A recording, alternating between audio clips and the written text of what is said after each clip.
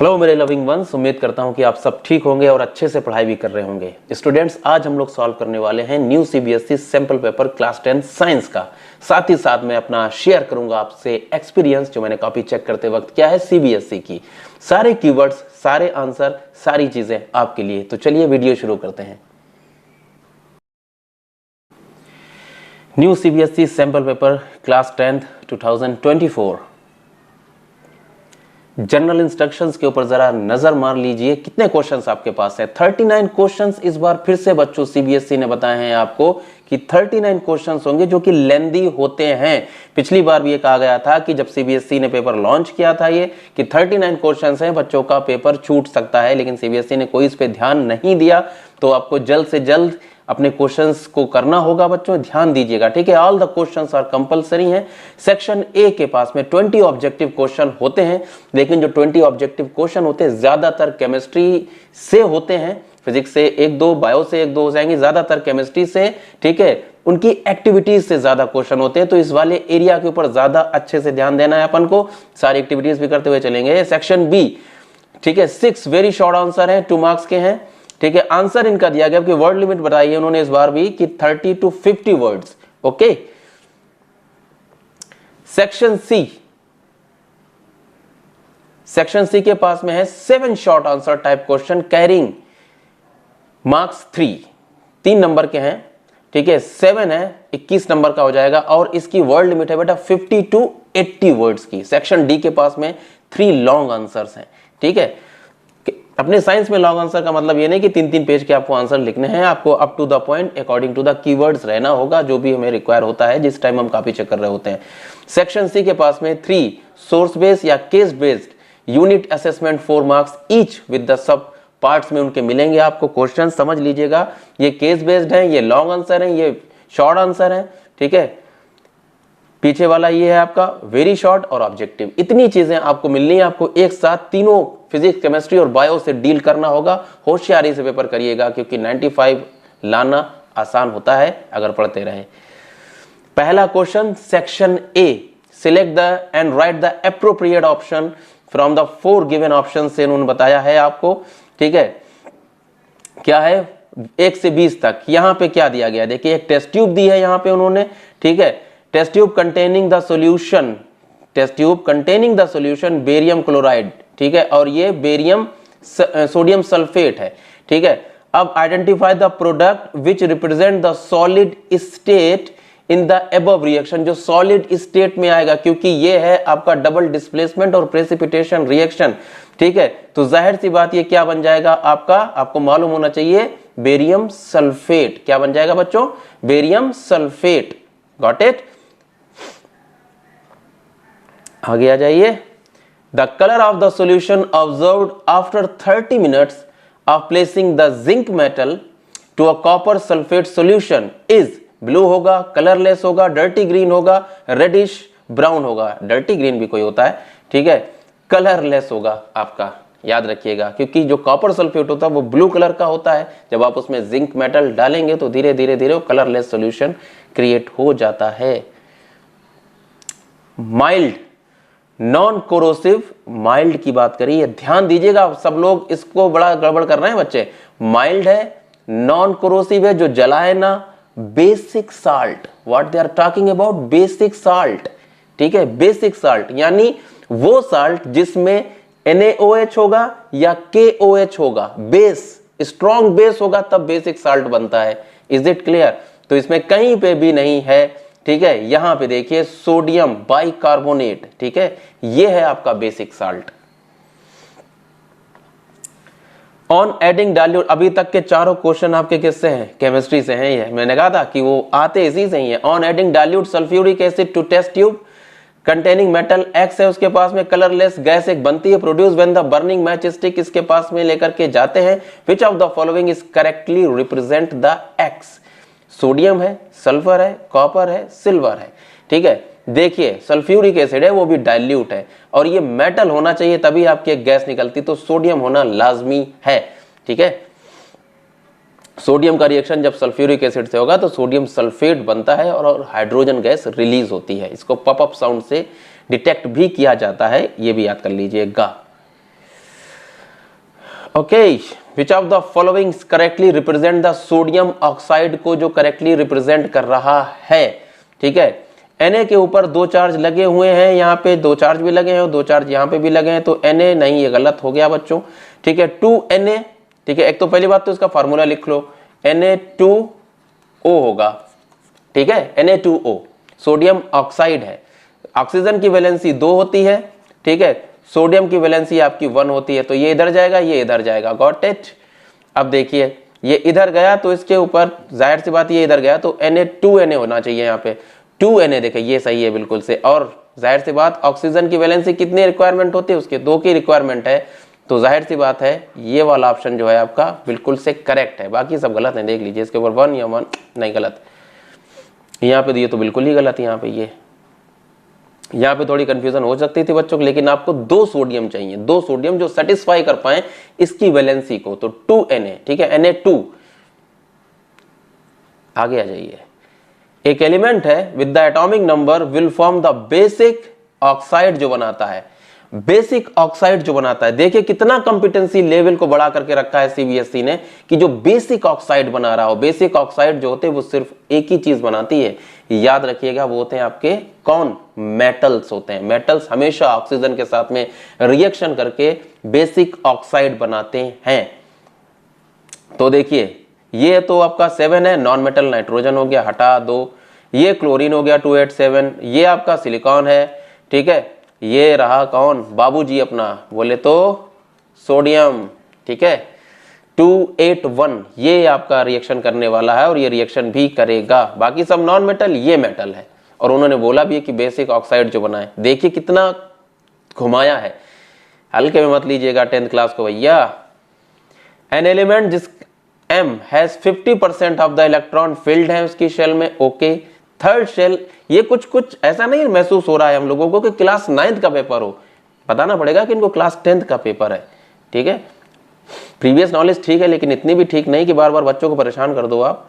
Electrons field in the third shell and second shell, the atomic number of M is, इन्होंने क्या बोला, question देखिए कितना बेहतरीन कॉम्पिटेंसी बेस्ड कर दिया है। M है जिसके 50% इलेक्ट्रॉन जो है फील्ड है इन द थर्ड शेल में। अब एक आपका ये न्यूक्लियस रहा, ये आपकी शेल रही, ठीक है, दूसरी शेल ये रही आपकी, ठीक है, और तीसरी शेल जो है वो ये रही। तो 2 तो ये भर गए, 8 ये भर गए, बराबर। अब उन्होंने बोला कि M एक एलिमेंट है जिसके 50% भरे हुए हैं आपके थर्ड में, तो जिसके 50% भरे हुए हैं 2 8, ठीक है। आगे आ जाइए, अब देख लीजिए, ध्यान दीजिएगा, यहाँ पे फील्ड इन द थर्ड 50% इसका भर दीजिए, इस वाले का। Shell as in the second shell, जैसे ही आया तो यहाँ पे 4 हो जाएगा ये, ठीक है। 50% भरना ना, पिछले वाले के आधा करना है आपको। 2 8 2 10 और 4 14, तो एटॉमिक नंबर कितना हुआ, 14 हुआ जा करके। कितना घुमाते हैं। Generally, food is broken and absorbed within the body organisms में in which of the following organism is it is done outside of the body। जब भी मैं बच्चों को पढ़ाता हूं तो एक चीज उनको लिखवाता हूं, फंगाई के अंदर हमेशा एब्जॉर्प्टिव न्यूट्रिशन होता है। कौन सा न्यूट्रिशन होता है, एब्जॉर्प्टिव न्यूट्रिशन फंगाई के अंदर होता है। और इसमें ढूंढ लीजिए आप फंगाई कहाँ है, ये फंगाई है, नहीं है, ये फंगाई है, हाँ ये फंगाई है, पैरामीशियम नहीं है, लीस नहीं है, ठीक है। तो मशरूम के अंदर ऐसा होता है। The receptors are usually located in the sense organ. Gustatory receptors are present in, कहाँ मौजूद होंगे, नोज में, आईज में, एयर में, कहाँ पे, जाहिर सी बात है टंग में हमारी मौजूद होते हैं, जबान में जो टेस्ट बताते हैं टेस्ट बड के जरिए, है ना। A farmer wants to grow the banana plant genetically similar enough to the plant already available in his field. Which of the following method he would you suggest for this purpose? बहुत ही अच्छा और competency लग रहा है कि class 12 का question आया है ये। आप उसको कौन सा मेथड सजेस्ट करेंगे। देखो बच्चों, जब भी ये बात होगी तो यहाँ पे आएगा वेजिटेटिव प्रोपागेशन। वेजिटेटिव प्रोपागेशन जब आप करते हैं, यानी असेक्सुअल मोड ऑफ रिप्रोडक्शन जब आता है, तो वहां पे जो ऑफस्प्रिंग होते हैं वो अपने माँ बाप के जैसे ही बनते हैं। और ये वेजिटेटिव प्रोपागेशन जो होता है वो असेक्सुअल मोड का एक एग्जाम्पल है। जैसे कि आप गुलाब को कट करके लगाते चाहिए, जाके लगाते जाइए, गुलाब का स्टेम लीजिए, कट कट कट कट, है ना, फिर लगा दीजिए, that is the vegetative propagation. इस तरीके से बना गुलाब जेनेटिकली सिमिलर होगा। Height of plant is regulated by, ये देखिए क्वेश्चन की गहराई और क्वेश्चन को कितना ज्यादा कठिन पूछा है। Height of the plant is regulated by, कौन कौन उसको रेगुलेट करता है? DNA which is directly influenced by the growth hormone, DNA growth hormone के ऊपर डीएनए का कोई असर नहीं पड़ता, गलत। Jeans which regulate the proteins directly, directly भी कोड नहीं कर सकते, वो गलत। Growth hormones under the influence of the enzyme coded by the gene, ये थोड़ा थोड़ा सही है।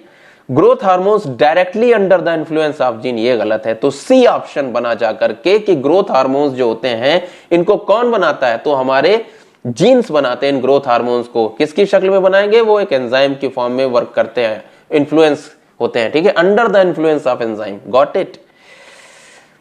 अच्छा क्वेश्चन, कठिन क्वेश्चन। एक स्पोर्ट्समैन है, after a long break his routine exercise suffered muscular cramp आ गया। जैसे ही मस्कुलर क्रैम्प आया, आपके दिमाग में सट से एक चीज आ जानी चाहिए, ऑक्जेलिक एसिड बोल रहा हूं, लैक्टिक एसिड, है ना, और तुरंत एनारोबिक रेस्पिरेशन की बात आ जानी चाहिए। सबसे पहले ढूंढिए lack of carbon dioxide and formation of pyruvate, गलत। Presence of oxygen and formation of ethanol, गलत, ठीक है। Lack of oxygen and formation of lactic acid, सही हो गया। An object is placed in front of convex mirror, के सामने रख दिया है आपने, इट्स इमेज इज फॉर्म्ड, ठीक है। इसकी इमेज कहां बनेगी? At the distance equal to the object, ना। At twice of the distance of the object in front of the mirror, ना। Half of the distance of the object in front of the mirror, नहीं। Behind the mirror and its position varies according to the object distance, perfect. When the light enters the atmosphere, it strikes on the extremely fine particles which deflect the rays of light in all possible direction में। This is due to, ये phenomena क्या कहलाता है आपका? Reflection, atmospheric reflection, scattering या dispersion, ये कहलाता है स्कैटरिंग। बच्चे बड़ा कंफ्यूज रहते हैं डिस्पर्जन और स्कैटरिंग में। डिस्पर्जन में प्रिज्म से लाइट को गुजरा जाता है, ठीक है, वो 7 कलर्स में डिवाइड हो जाती है, और स्कैटरिंग ऑफ लाइट पूरी तरीके से लाइट का फैल जाना, छोटे छोटे पार्टिकल्स में स्कैटर करती है। 1987 की अगर बात कर ली जाए, an agreement was formulated by the United Nation, UNEP ने बनाया, to freeze the production of X and prevent the depletion of Y. तो आपको मालूम होना चाहिए क्या होंगे आपके, जाहिर सी बात है, सीएफसी के ऊपर रोक लगाई और ओजोन को ताकि बचाया जा सके। डिप्लीट कौन हुआ था? ओजोन हुआ था। क्वेश्चन बेहतर बना लिया इन्होंने। Which of the following feature related to the biodegradable substances break down या broken down by biological process? यही वाला है बच्चों, बाकी सब गड़बड़ है। Question number 17 to 20 consist of two statement assertion reason है, जिससे बच्चे बहुत ज्यादा घबराते हैं, मैंने महसूस किया है, ठीक है। अब पहला वाला ऑप्शन है both A and R correct, ये पता होता है, both A R and the R is not correct explanation, ये वाले देख लिया करो, ठीक है। A is true but R is false, A is false but R is true.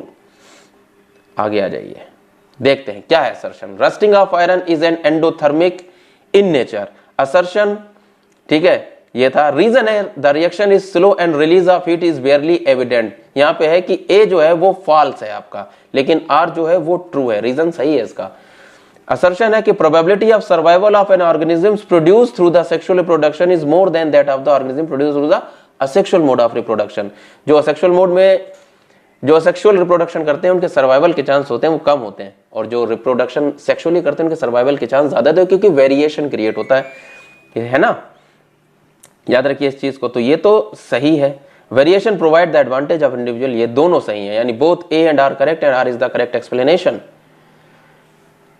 Compass needle is placed near the current carrying wire, के पास में आपने कंपास नीडल को रख दिया है जिसके पास में करंट कैरिंग वायर है। The deflection of the compass needle decreases when the magnitude of the current in the wire is increase, नहीं, ठीक है, ये तो गलत हो गया। जैसे ही आप करंट बढ़ाएंगे तो उसका डिफ्लेक्शन बढ़ जाएगा, तेजी से डिफ्लेक्ट करने लग जाएगी।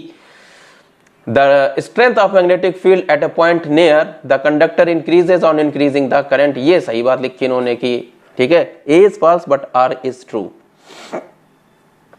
20वां क्वेश्चन 20th, ठीक है, क्या है? Biodegradable substance result in the formation of compost and natural replacement, सही। It is due to break down of complex, inorganic नहीं, ऑर्गेनिक होता है बच्चों, ठीक है, उन्होंने जस्ट इसको फ्लिप कर दिया, इनऑर्गेनिक सब्सटेंस इनटू ऑर्गेनिक नहीं, ऑर्गेनिक से इनऑर्गेनिक में टूटते हैं, ए इज ट्रू है बट आर इज फॉल्स है। ठीक है, सेक्शन बी जो है हमारा 21 से लेके 26 तक वेरी शॉर्ट आंसर है। ओके, अब देख लीजिए फिर से, dilute HCl is added to the zinc granules में हमने डाला, how will you prove that chemical changes has taken place here, support your response with the two arguments आपको करने हैं।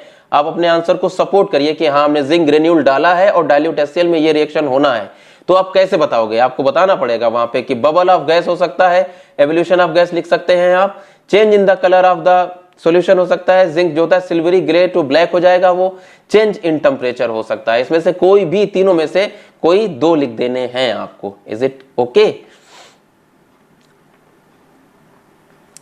State the post fertilisation changes that lead to the fruit formation in plant.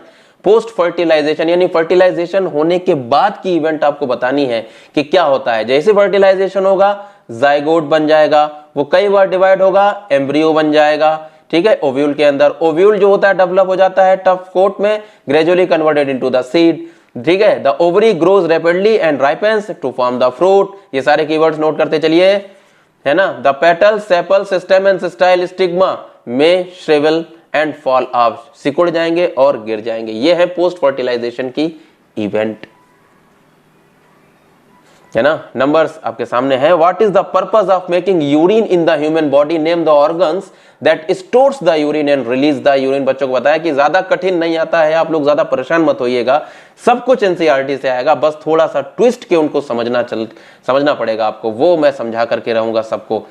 ठीक है, to filter out the nitrogenous waste product like urea and uric acid को आपको निकालना होगा। आधा नंबर यहां मिलेगा, आधा नंबर देखिए ब्लड तक का नंबर है 0.5। ये होते हैं कीवर्ड्स। ठीक है, from the blood in the humans. Organ जो स्टोर करते हैं वो है यूरिनरी ब्लैडर एंड जो रिलीज करते हैं वो है यूरेथ्रा।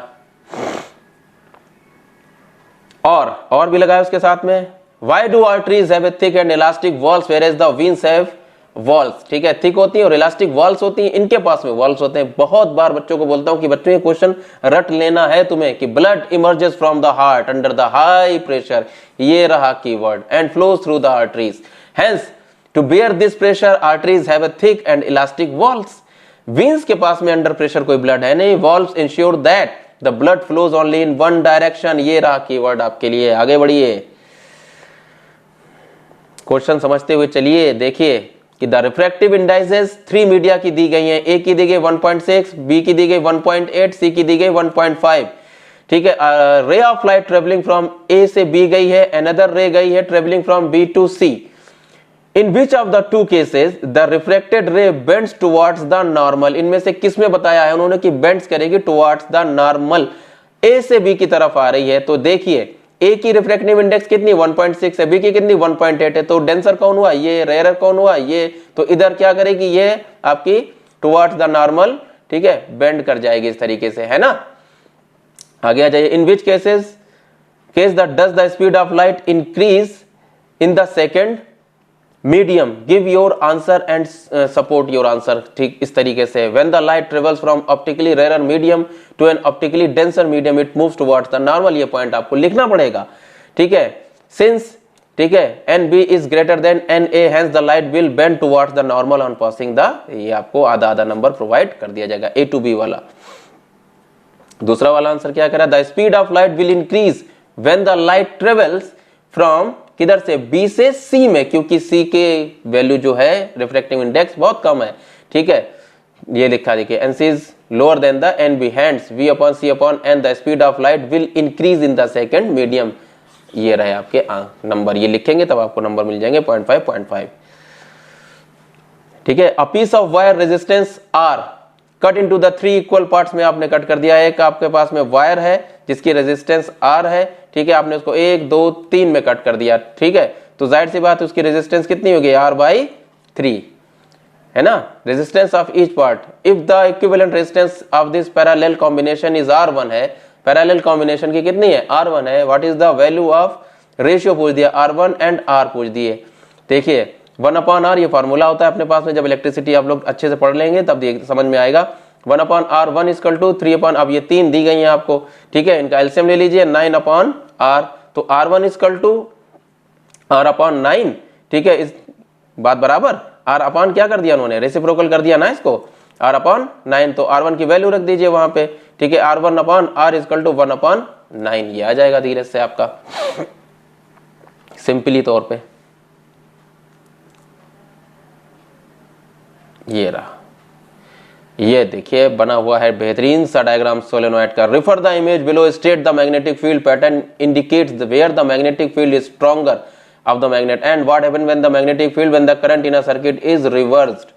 ठीक है, उन्होंने पूछा कि कहां पे सबसे ज्यादा स्ट्रॉन्गर होती हैं, तो सबसे ज्यादा स्ट्रॉन्गर यहां पे होंगी पोल्स के ऊपर।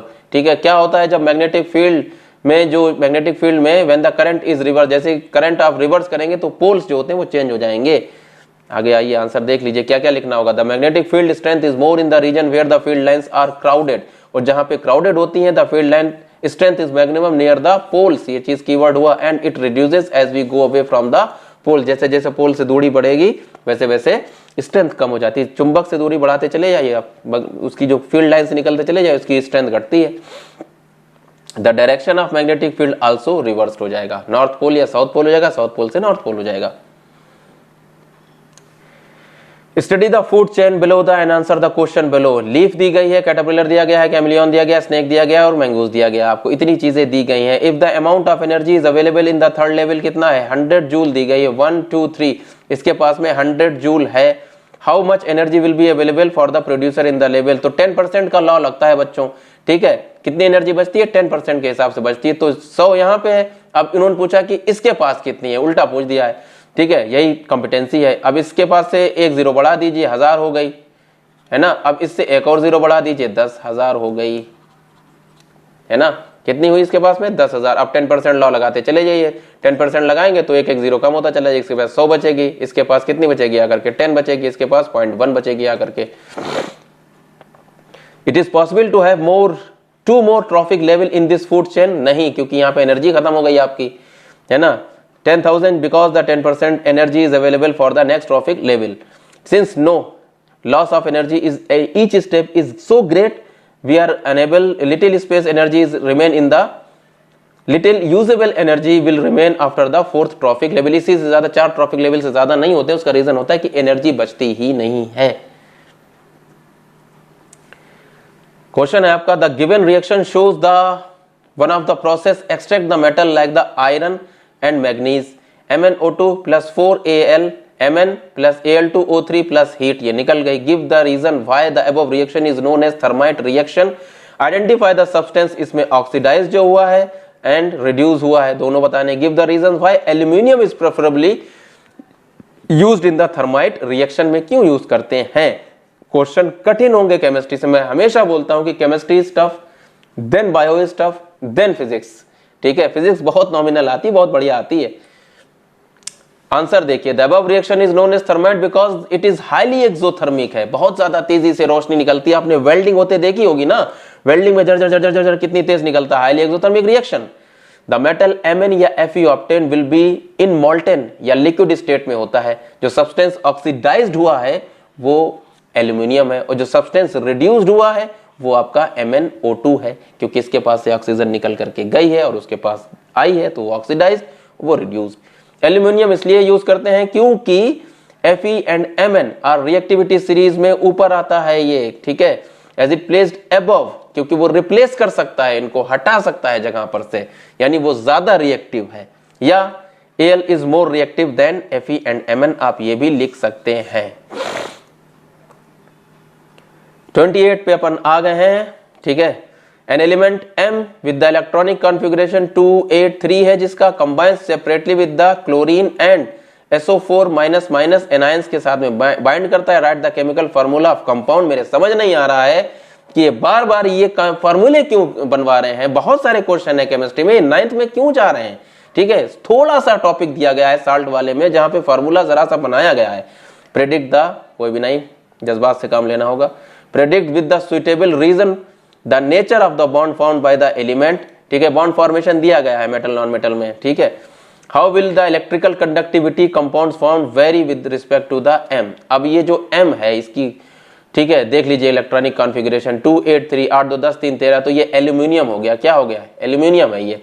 तो आपको M या पता बच्चे क्या करते हैं कि लिख भी देते हैं एल्यूमिनियम, आप M दिया तो आप M लिख सकते हैं, गलत नहीं होगा, MCl3 बना दीजिए, M2SO4 का होल थ्राइस बनेगा ही बनेगा, है ना, क्योंकि एल्यूमिनियम की वैलेंसी होती है 3, SO4 की वैलेंसी आपकी कितनी है -2, ये गया ये, ठीक, ये गया ये, ठीक है, M2SO4 का होल थ्राइस देखो बन गया। अब देखिए Al2SO4 का होल थ्राइस ये बनी, इस तरीके से बनता। खैर, M general form the ionic bond, क्या बनाता है, जाहिर सी बात वो मेटल है तो आयनिक बॉन्ड ही बनाएगा। It can acquire stable electronic configuration neon की, क्योंकि वो 3 क्या कर देता है, रिलीज कर देता है, losing the 3 valence electron. Compound form will conduct the electricity, ठीक है, इन लिक्विड या मोल्टेन स्टेट में। ये जो Al2SO4 बना है आपका, इसको या तो पिघलाइए बुरी तरीके से या इसको लिक्विड फॉर्म में लाइए तो ये रिएक्शन देने वाला है। इसी तरीके से AlCl3 भी आपका रिएक्शन देने वाला है, MCl3 ये भी रिएक्शन क्या, ये कंडक्टिविटी भी शो करेगा और रिएक्शन भी देते हैं, ठीक है। साल्ट, ये साल्ट बने अच्छे खासे, सॉलिड स्टेट में कुछ भी नहीं करेंगे, याद रखिएगा। एक रेडिश ब्राउन का मेटल दिया गया है आपको X, जिसका नाम है when heated in air gives the black compound Y देता है, which when heated in the presence of hydrogen की वजह जब उसको गर्म करते हैं, ठीक है, गैस में gives the X back again, X refined by the process of electrolysis, this refined form the X। कितना कंफ्यूजन X Y कर रहे हैं, दिमाग लगाना पड़ेगा बच्चों, वरना ऐसे काम नहीं होगा, साइंस एक बार पढ़ के पास नहीं कर पाएंगे। X and Y, draw the labeled diagram represent the process of refining of X। जब आप कॉपर को बेटा गर्म करते हैं एयर में, ठीक है, तो वो X जो है वो आपका कॉपर है, हीटेड इन एयर, Cu, और Y जो है वो आपका कॉपर ऑक्साइड है, Cu प्लस, ठीक है, O2 क्या बन जाता है आपका, CuO बनता है, बराबर। ये प्रोसेस चलती है और उन्होंने बोला है कि इसको डायग्राम भी बनाना है आपको, तो डायग्राम ये होता है रिफाइनिंग ऑफ कॉपर का, इलेक्ट्रोलिटिक रिफाइनिंग, ठीक है, याद रखिएगा। कैथोड ये लगा, एनोड ये लगा, पॉजिटिव चार्ज ये, नेगेटिव चार्ज ये, प्योर कॉपर ये लगा आपका, और ये आपका इम्प्योर कॉपर एसिडिफाइड, ठीक है, कॉपर सल्फेट सॉल्यूशन वही लेते हैं। इस तरीके से इधर से कॉपर निकल करके आते हैं, इधर से आकर के यहाँ पे इकट्ठा होने लग जाते हैं, और ये होती है इम्प्योरिटी, जिसको एनोड मड बोला जाता है। ये ऐसे ही लेवल डायग्राम बनना था आपका perfectly. We are advise to take the iodize salt in our diet by the doctors, justify its importance in our body. Iodine essential होता है हमारी सिंथेसिस के लिए, थायरॉक्सिन हार्मोन्स के लिए, है ना। ग्वाइटर हो जाता है जब हमें आयोडीन नहीं मिलता है, आयोडाइज साल्ट जब हम नहीं लेते, पहले जमाने में ऐसा चलता था कि आयोडीन नहीं होता था तो लोगों को ग्वाइटर, घेंगा लोग जिसको बोलते हैं, वो हो जाता था, बड़े बड़े गर्दन यहाँ पे हो जाती है। थायरॉक्सिन रेगुलेट करता है कार्बोहाइड्रेट, प्रोटीन और फैट के मेटाबॉलिज्म को, यानी ये बेसिकली, ठीक है, कार्बोहाइड्रेट, प्रोटीन और फैट को रेगुलेट करता है, बेहतरीन काम करता है। अगर ये गड़बड़ कर गया तो फैट, प्रोटीन सब कुछ बढ़ने लग जाता है बॉडी के अंदर। आप लोगों ने सुना भी होगा एक बीमारी के बारे में, थायराइड हो गया, है ना। Thyroxine provide the best balance for the growth in the body. इतने पॉइंट्स आपको लिखने थे, 10 क्वेश्चन बचे अपने। What is the probability of a girl a boy being born in a family, कितनी प्रोबेबिलिटी होती है, जस्टिफाई और आंसर ये आपको पता होता है। 50% चांस होते हैं लड़की के भी, 50% चांस होते हैं बॉय के भी, ठीक है। इसको एक्सप्लेन कैसे करेंगे, ह्यूमन के पास में आपके मैटरनल कॉपी जो होती है वो पैटर्नल कॉपी होती है, 2 होते हैं। We have 22 such a chromosomes and 1 pair of chromosomes, यानी आपके पास 22 यानी 22 ऑटोसोम्स होते हैं, 1 सेक्स क्रोमोसोम होता है, ठीक है। Odd is not always being, perfect pair होता ही नहीं है वो, या तो वो एक्स होगा वो या वाई होगा। Women have a perfect pair, ठीक है, सेक्स क्रोमोसोम्स का, जिनके बोलते हैं आप XX, ये 0.5 नंबर का है, देखिए इतनी सारी चीजें। मैन के पास में, ठीक है, which has normal in sized X chromosomes while the other is short, क्या कहलाता है, Y क्रोमोसोम्स होता है, तो हम लोग के पास में XY होते हैं। A child will receive 1 chromosomes from the mother and 1 essentially chromosomes, जो कि जरूरी होता है, और एक फादर से मिलता है। अगर X गया तो लड़की हो जाती है, अगर X और Y पहुंच गया तो लड़का हो जाता है, दैट्स इट। इस तरीके से आपको बताना था, ये सिंपल है ये क्वेश्चन। ये आ गया फिजिक्स में। Explain why the refractive index of any material with respect to the air is always greater than 1 होती है। In the figure below light ray travel from air से, ठीक है, सेमी सर्कुलर प्लास्टिक ब्लॉक पे जा रही है। Give the reason why the ray does not deviate at the semi circular boundary पे, प्लास्टिक ब्लॉक पे। उन्होंने बोला कि यहां पे क्यों डेविएट नहीं करी, ठीक है, वो सीधी क्यों चली गई। कंप्लीट द रे diagrams of the scenario when the light comes out from the plastic box से निकल करके आती है। क्वेश्चन समझ लिया आपने, क्या क्या पूछा है उन्होंने कि ग्रेटर देन 1 क्यों होती है प्लास्टिक बॉक्स से, जब एयर जा रही है तो डेविएट क्यों नहीं कर रही है। आगे देखिए, द रिफ्रैक्टिव इंडेक्स जो होती है किसी भी मीडियम की जब एयर के साथ में कंपेयर की जाती है is given by the speed of light in air, speed of light in the medium. Since the speed of light in the medium जो होती है ऑलवेज क्या होती है, लेस होती है एयर के मुकाबले, ठीक है, then the speed of light in air, क्योंकि एयर 3 × 10⁸ मीटर पर सेकेंड है, hence the ratio is always greater than 1 होता है, 0.5 the ray light undergoing the normal incidence, यहां से नॉर्मल जा रही है वो बिल्कुल से परफेक्ट, ठीक है, at the plastic air block interface and normal incidence there is a no, जब भी नॉर्मली इंसिडेंस होगी तो उसके ऊपर कोई भी डेविएशन नहीं होता है। याद रखिएगा इस वाली बात को, जब भी लाइट रे आपके नॉर्मल गिरती आकर के तो कोई भी डेविएशन शो नहीं होता है। State the law that explains the heating effect of current with respect to the measurable properties in the electrical circuit, list the factor on which the resistance of conductor depends. तो question पूछे हैं अलग अलग। Joule's law of heating effect इसके आधे number हैं पहचानने के, जिसमें हीट, ठीक है, डिसिपेटेड अक्रॉस द रेजिस्टर यानी यूज होती है डायरेक्टली प्रोपोर्शनल टू ओनली, ये देखिए पहचानने के नेमिंग के लिए, square of the current of the flowing through it, resistance of the conductor and time duration of flow of current. यानी ध्यान दीजिए, जब भी आप प्रेस को गर्म करते हैं आप करंट बढ़ा देंगे तो प्रेस, जाहिर सी बात है हीटिंग बढ़ जाएगी ना, आपने करंट का स्क्वायर कर दिया, ठीक है, या फिर आप उसका अंदर जो एलिमेंट है उसकी रेजिस्टेंस बढ़ा दे तब उसकी हीट बढ़ जाएगी, या फिर आप उसे ज्यादा देर के लिए छोड़ दीजिए, फिर देखिए प्लेस कितनी गर्म हो जाती है। तो ये डायरेक्टली प्रोपोर्शनल है सारी चीजें। रेजिस्टेंस किसके ऊपर डिपेंड करती है, लेंथ ऑफ द कंडक्टर पे डिपेंड करती है, एरिया ऑफ क्रॉस सेक्शन पे डिपेंड करती है, नेचर ऑफ मटेरियल पे डिपेंड करती है, टेम्परेचर के ऊपर डिपेंड करती है। कोई दो आपको लिखने थे, आपने सारे बता दिए हैं, आप जो भी अच्छा लगे आपको लिख लीजिएगा। अनन्या रिस्पॉन्डेड, मेरे स्टूडेंट भी है, Ananya responded to the question why do electrical appliances with metallic bodies connected with the mains through the 3 pin plug से क्यों लगे होते हैं, प्रेस में होगा, ठीक है, वॉशिंग मशीन में होगा, फ्रिज में होगा electric, whereas an electric bulb जो होता है वो तो हमेशा 2 पिन प्लग से ही लगा होता है। उसने लिखा कि she wrote 3 pin connection reduce the heating of connection wire, वो उसने बोला कि रिड्यूस कर देते हैं हीटिंग ऑफ कनेक्टिंग वायर को घटा देते हैं। उसने बोला is her answer is correct या इनकरेक्ट है, जस्टिफाई करिए। What is the function of fuse in a domestic circuit. Ananya बिल्कुल से गलत है, अनन्या का आंसर जो है वो गलत है, Ananya's answer is wrong. Electrical appliances में जो आपके लगे होते हैं 3 प्लग जो ऊपर वाला लगा होता है वो होता है आपका अर्थ, ठीक है, क्या होता है, अर्थ वायर होता है, जो कि डायरेक्टली हमारे किसी ना किसी घर में आपका अर्थ बना हुआ होगा। अगर वेल डेवलप तरीके से वायरिंग करी गई है घर में तो अर्थ बना दिया जाता है, वहां से निकल करके आपका एक मेन स्विच होगा, उसके नीचे जहां पे बहुत सारे आपके, ठीक है, स्विचेस लगे होते हैं, पूरा बोर्ड होता है, वहां नीचे अर्थ वायर उतार दिया जाता है, ताकि अगर किसी खुदा ना खास्ता अगर कोई नागाहानी होती है, कोई दुर्घटना होती है तो वहां से प्रेस में हमें करंट लगा तो प्रेस से करंट नहीं लग करके वो सीधा उतर करके चला जाएगा, है ना। 3 प्लग की यही अच्छाई होती है। अर्थ वायर लगा होता है तो प्रेस में जो करंट आया वो अर्थ में टच कर गया और अर्थ वायर से टच करके सीधा निकल गया जमीन में, बच गए। Which provide the low resistance conducting path to the flow of current in case there is an accidental leakage, current through the conducting body होता हुआ अप्लायंसेस से निकल जाता है आपके लो रेजिस्टेंस में, यानी धरती में चला जाता है अर्थ वायर, इसीलिए नाम।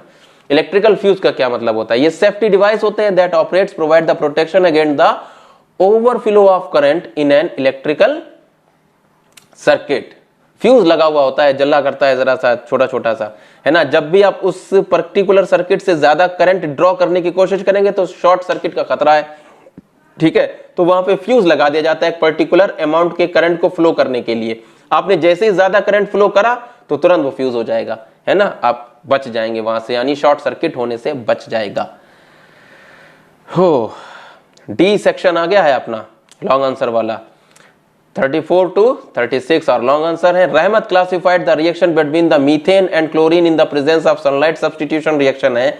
सपोर्ट रहमत view with suitable justification, illustrate the reaction with the help of balance chemical equation. Chlorine gas was prepared using the electrolysis of brine solution से बनाई जाती है। Right the chemical equation, represent the changes, क्या क्या होते हैं, identify the other product form in the above application. दोनों question बहुत ही अच्छे हैं, ठीक है। देखिए, रहमत ने ऑब्जर्व जो किया था, ऑब्जर्वेशन इज करेक्ट है। Hydrogen atom substituted by hetero atom, ठीक है। क्लोरीन जो होता है सूरज की रोशनी में, ठीक है, लाइट में रिप्लेस कर देता है ना, तो हमारा बन जाता है मेथिल क्लोराइड और HCl बनता है in the presence of sunlight. NCERT की इक्वेशन है ये, सिंपली लिखी हुई है, कोई एनी अदर या रिलेवेंट लिख सकते हैं आप, ठीक है। NaCl यहाँ पे दूसरे वाला क्वेश्चन, NaCl प्लस H2O, तो NaOH बना, Cl2 गैस निकली और हाइड्रोजन गैस निकली, ठीक है। एक तो तरीका आपका ये, ब्राइन सोल्यूशन से क्लोरीन आपने निकाल ली यहाँ से। NaCl इस तरीके से निकाल सकते हैं, Na प्लस और Cl minus 2Na plus Cl2 plus anode तो दोनों दिए हैं, ठीक है। H2O प्लस HOH, ये पूरी रिएक्शन आपको लिखनी होगी, या तो वो लिख दीजिए या ये लिख दीजिए, दोनों में से कोई भी आप लिख सकते हैं। आगे आ जाइए, दूसरा क्वेश्चन था कि सोडियम हाइड्रोक्साइड, जो उसमें एक मिनट बच्चे कंफ्यूज ना हो जाए, ये वाला chlorine was prepared, identify the other product formed in the process, give one application of each, ये वाला। तो ये देखिए, ये जो निकले हैं ना, ये सोडियम हाइड्रोक्साइड और हाइड्रोजन की एप्लीकेशन देख लीजिए। सोडियम हाइड्रोक्साइड जो निकला है आपका, कास्टिक सोडा जो है आपका ये, और हाइड्रोजन आपने पहचान लिया, आधा नंबर का हो गया, ठीक है। Sodium hydroxide decreasing of metal, preparation of soap and detergent, paper making, artificial fibre बनाने में, पूरे लिखे हुए एनसीईआरटी के वो फ्लो चार्ट में, फ्यूल्स में, मर्गराइन में, मैन्युफैक्चर ऑफ अमोनियम फर्टिलाइजर्स में, ये कुछ भी लिख सकते हैं आप। और वाला क्वेश्चन है, Raina while doing the certain reaction observe that the heating of substance X with vinegar, एक सब्सटेंस एक्स है जिसको वो विनेगर लाइक स्मेल करता है, that substance Y is used in an industrial solvent में in the presence of concentrated sulfuric acid on water bath gives the sweet smelling liquid Z having the molecular formula C4H8O2 when heated in the caustic soda, देखो question को कहां घुमा डाला है, NaOH के साथ में Z gives back to the sodium salt and the compound Y, carbonated compound, उससे ये क्वेश्चन पूछा गया है। और कुछ नहीं है, इतना ड्रामा करा है, अभी समझा रहा हूं। देखो, एक्स वाई और जेड को आइडेंटिफाई करना है। देखिए, पहला वाला तो एथेनोइक एसिड होता है आपका, एसिटिक एसिड होता है क्योंकि विनेगर लाइक वो स्मेल कर रहा है, ठीक है। दूसरा वो है वाई जो है वो है आपका एथेनॉल है, एथिल अल्कोहल है, ये सॉल्वेंट की तरह यूज होता है, C2H5OH, और जो बनता है वो एथिल एथोनेट है या ईस्टर है, स्वीट स्मेलिंग। देखिए, ये इक्वेशन है। एथेनॉल का रिएक्शन जब आप करवाएंगे, ठीक है, किसके साथ में, एसिटिक एसिड के साथ में, कंसंट्रेटेड H2SO4 के साथ में, तो CH3COO C2H5 एथिल एथोनेट बन जाता है, गॉट इट, और H2O निकलता है, ठीक है। ये रिएक्शन हो गई आपकी। फिर होती है दूसरी रिएक्शन सपोनिफिकेशन की, जब इसी का reaction CH3COO C2H5 plus NaOH के साथ आप जब कराते हैं रिएक्शन, ये रिएक्शन है एनसीईआरटी में, ठीक है। तो CH3COO Na, ये सोडियम एथोनेट बनता है, सोडियम एसीटेट बनता है, ठीक है। सपोनिफिकेशन रिएक्शन भी कहलाता है कि छोटा सा साबुन भी है आपका। और अगेन आपको क्या मिल जाता है, क्या मिलता है, Y, क्या मिल रहा है आपको, Y C2H5OH। ये था हल्का सा ट्विस्ट, और बस आपका ध्यान इधर से उधर, ठीक है। Given below are certain situation, analyze and describe its possible impact on a person. Testes of a male boy are not able to descend into the scrotum during his embryonic development. बहुत ही कठिन question, दिमाग भी नहीं लगा पाएगा कोई जल्दी। Vast difference of a man is plugged, हटा दी गई। Prostate and seminal vesicles are not functional. Egg is not fertilized. Placenta does not attach to the uterus optimally. इतनी कंडीशंस दे दी और कठिन है, मैं ये कह रहा हूं। अच्छा, जिसने बायो नहीं पढ़ी होगी नहीं कर पाएगा। स्पर्म का फॉर्मेशन नहीं होगा क्योंकि लिखा हुआ है स्क्रोटम के अंदर जो हमारे टेस्टिस होते हैं उनको 2.5 डिग्री टेम्परेचर कम चाहिए रहता है, 2.5 डिग्री लेस टेम्परेचर चाहिए रहता है हमारी बॉडी से, ताकि स्पर्म फॉर्मेशन हो सके। Sperm formation will be adversely affected because lower temperature लिखा है वहां, देखिएगा एनसीईआरटी में। द बॉडी वाज डिफरेंस जब आपने हटा दिया, the passage for transfer sperm, so sperm will not transfer further. When the prostate and seminal vesicles are not functional, they will not add secretion या nourishment नहीं दे पाएंगी, किसको, transport के लिए, मीडियम के लिए, स्पर्म के। सारी बातें लिखी हैं एनसीईआरटी में। जब एग फर्टिलाइज नहीं होगा, ठीक है, it lives about 1 day and then thickened lining of the uterus breaks leading to the discharge of blood mucus along with the unfertilized egg. This is called menstruation. Was it okay? Nutrition and oxygen will not be provided the growing embryo, क्योंकि placenta बना ही नहीं है, ठीक है, affecting the growth and which could have a serious implications as well. ये हैं, note कर लीजिएगा ये सारी चीजें, ठीक है बच्चों। मैं इसका पीडीएफ जरूर लगा दूंगा आपके लिए ताकि आप इसको आसानी से डाउनलोड कर लें अपने इस वाले पूरे इस तरीके से। और देख लीजिए, डॉक्टर ने एडवाइस किया है समीर को to reduce the sugar intake in his diet and regular exercise करिए आप। Which disease do you think Sameer is suffering from? Name the hormone responsible for such a disease and which hormone is present in the area of rapid cell division of plant. ले इधर वाले इधर आ गए plant में। Which hormone inhibit the growth? ये हमने आप लोगों को जस्ट ही पढ़ाए थे अपने बच्चों को, तो उनको पता होगा। देखिए समीर को क्या है, डायबिटीज है। Pancreas gland secrete the insulin which controls the blood sugar level in the body। ये बात लिखनी है आपको। Cytokinin present in the 5 number का क्वेश्चन है ये, ठीक है, 1 2, ठीक है। पैनक्रियास अलग नंबर का हो गया, इंसुलिन अलग नंबर का हो गया, ये नंबर आपका अलग नंबर का हो गया। Cytokinin is the plant growth regulator है आपका। एब्सिसिक एसिड प्लांट हार्मोन है जो कि इनहिबिट करता है प्लांट की ग्रोथ को। 36 पे आ जाइए आप जरा। एक इमेज दिख रही है आपको, कॉन्वेक्स लेंस दिखाई दे रहा है, F2 F1 ये दिया गया है। What kind of lens shown in the above figure? तो कॉन्वेक्स हो गया, नंबर पक्का। If the real and inverted image is formed by this lens at the distance 7 meter from the optical center, then show with the calculation where should be the object be placed. U पूछ दिया है आपसे, V आपको दिया गया है, ठीक है, कितना 7 है और आपका F कितना है, F कितना है, F 5 है, ठीक है। निकाल लीजिए, ड्रॉ द नीट लेवल डायग्राम इमेज फॉर्मेशन का। ये देखिए कैलकुलेशन फार्मूला लगाइए, मिरर लेंस फार्मूला आपका ये दिया गया है, ठीक है। पूरा एलसीएम लिया, 35 बाय डिवाइडेड बाय 2 17.m, तो 17.5 मीटर की दूरी है आपकी, ठीक है। तो जाहिर सी बात है आपका फोकल लेंथ कितना है, इसका फोकल लेंथ है 5, ठीक है, 5 है। और F2 कितना हो गया 10, तो ये हुआ 5, ये हुआ आपका F2 10, और ये कहाँ रखा है आपका, जाहिर सी बात है 17 है ना, तो ये बियॉन्ड F2 रखा है, देखिए, ठीक है। Beyond the object is placed beyond the F2, ठीक है, on the left side. Left side ना भी लिखें तब भी चाहिए, बियॉन्ड F2 लिख दिया काफी। यहाँ पे रखा गया है, ये रखा तब दिखाई देगा करके, ये उल्टी बनती हुई यहाँ पे। सिंपल है ये तो।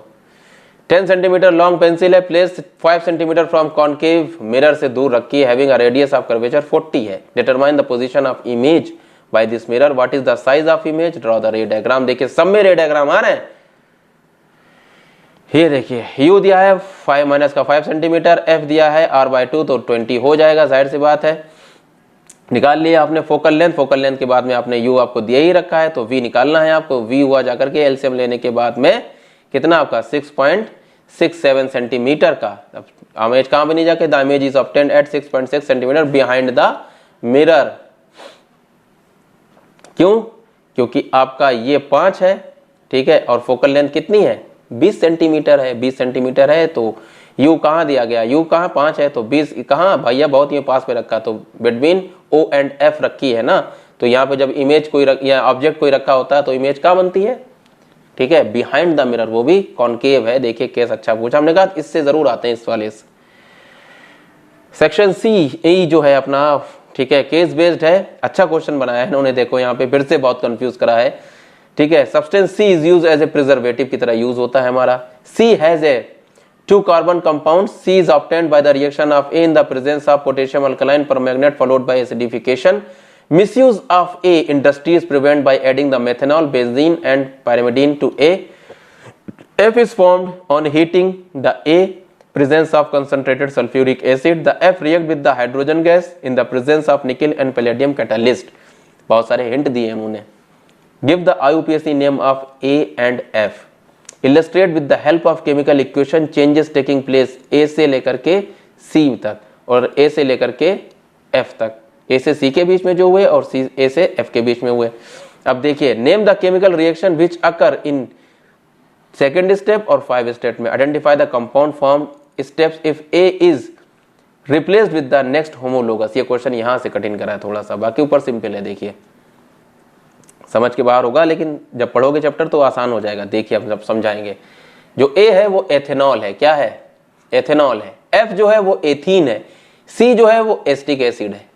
ठीक है, एथेनॉल का जब रिएक्शन अल्कलाइन पोटेशियम परमैंगनेट के साथ में किया जाता है तो इसको बोलते हैं, ठीक है, ऑक्सीडेशन ऑफ अल्कोहल। ऑक्सीडेशन किया गया तो आपका एथेनोइक एसिड बन जाता है बच्चों। ठीक है, एथेनोइक एसिड बना। अब ये एथेनॉल को उन्होंने बताया कि कंसंट्रेटेड सल्फ्यूरिक एसिड के साथ में एक्सेस में जब आप गर्म करेंगे तो आपकी एथिलीन बन जाएगी या एथीन बन जाएगी। ठीक है, ये आपका क्या बना, एफ बना। क्या बना आपका, एथीन बनी आपकी ये एफ। एंड अब उन्होंने बोला है कि जब आप उस एफ को, ठीक है, हाइड्रोजन के साथ में रिएक्शन होता है, here we go, F react with the hydrogen gas in the presence of nickel catalium catalyst, ये देखिए तब ये रिएक्शन होगी आपकी, ये वाली, ये सब एनसीईआरटी में, परेशान मत होइए। ठीक है, हाइड्रोजन, इसको बोलते हैं हाइड्रोजिनेशन, निकल कैटालिस्ट, तो ये बन जाता है आपका एल्केन। ठीक है, ऑक्सीडेशन है पहली वाली तो, ठीक है, फिर एडिशन या हाइड्रोजिनेशन है। अब जब उन्होंने बोला है कि जब अल्कोहल की जगह पे कुछ और कर दोगे तो क्या बनेगा, तो अल्कोहल के दूसरा जो होता है, हम लोग अल्कोहल के नीचे जो आएगा वो होता है प्रोपेनॉल। एथेनॉल के बाद आता है प्रोपेनॉल, तो प्रोपीन बन जाएगी। ठीक है,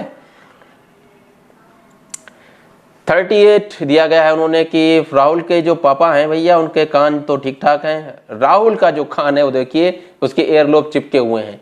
राहुल की जो मम्मी है उनके एयरलोब ठीक है। राहुल की जो सिस्टर है निशा, उसके भी एयरलोब ठीक है। ठीक है, टाइप्स ऑफ एयरलोब दो तरीके से होते हैं, नॉर्मल और ऐसे चिपके वाले। अब देखिए, excited by his observation different types of earlobes present in the family, Rahul conducted survey type of earlobes found in the figure A से E तक। उसने बहुत सारे क्लासमेट में अपने सर्वे करा उसने। ठीक है, सेक्स दिया फ्री और अटैच दिए। मेल के पास में जो थे 36 थे, ठीक है, और फीमेल के पास में 31 फ्री वाले थे, मतलब ऐसे नॉर्मल वाले दिख रहे थे। अटैच बहुत कम थे, ये थे 14 थे 19 थे, वो सरप्राइज हो गया।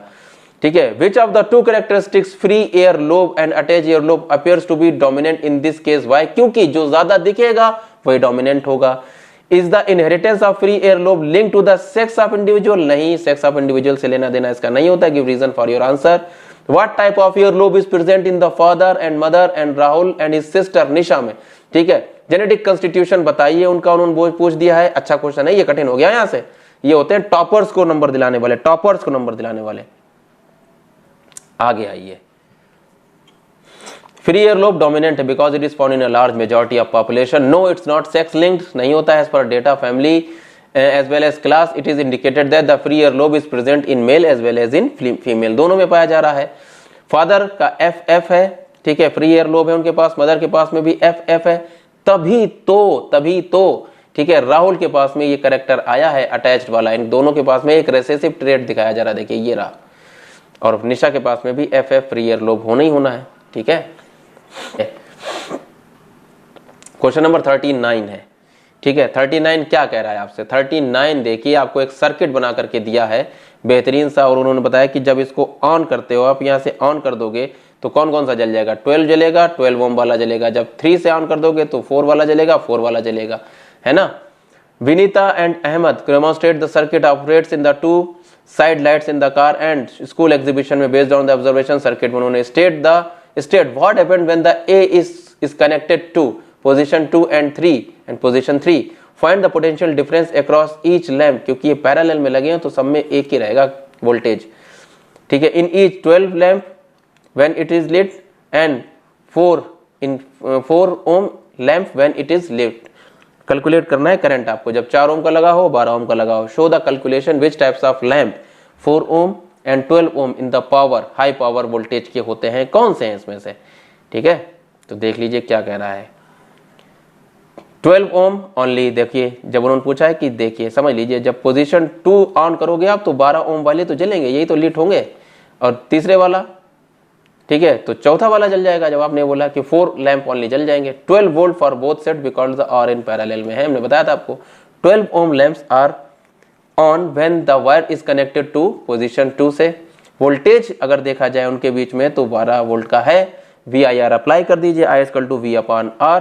ठीक है, तो 1 ओम का निकल करके आ गया। 4 लैंप्स आर गिवन, ऑन होंगे तो कनेक्टेड पोजीशन 3 के ऊपर। ठीक है, तब उसका निकाल लीजिए करंट, तो इसमें 3 एम्पेयर का करंट आ रहा है, उसमें 1 एम्पेयर का करंट आ रहा है, निकल गया इस तरीके से। अब उन्होंने पूछा कि पावर कैसे निकलोगे और वाला, P equal to V square, R लगा दीजिए आप, P equal to V into Y भी लगा सकते हैं, वो भी ठीक है, ये भी ठीक है। इस तरीके से फॉर्मूला लगाइए आप, P equal to V square upon R, ठीक है। तो क्या पूछी, वी स्क्वायर कितना हुआ आपका 12 अपन डिवाइड कर दिया, उसको निकाल लिया आपने 36 वाट और 12 वाट। 4 lamp will have high power, ठीक है। ये देखिए 36 वाट के निकल करके आए वो। ये हुआ अपना complete. Thanks for watching student. 50 minute लग गए हैं हम लोग को इसको कंप्लीट करने में, समझने में, क्योंकि समझना ज़रूरी होता है। उम्मीद करता हूँ कि ये वीडियो से आपकी थोड़ी बहुत नॉलेज बढ़ गई होगी। उम्मीद करता हूँ आप सब ठीक रहें, अच्छे से पढ़ते रहें। खुदा हाफिज़, अपना ख्याल रखिए।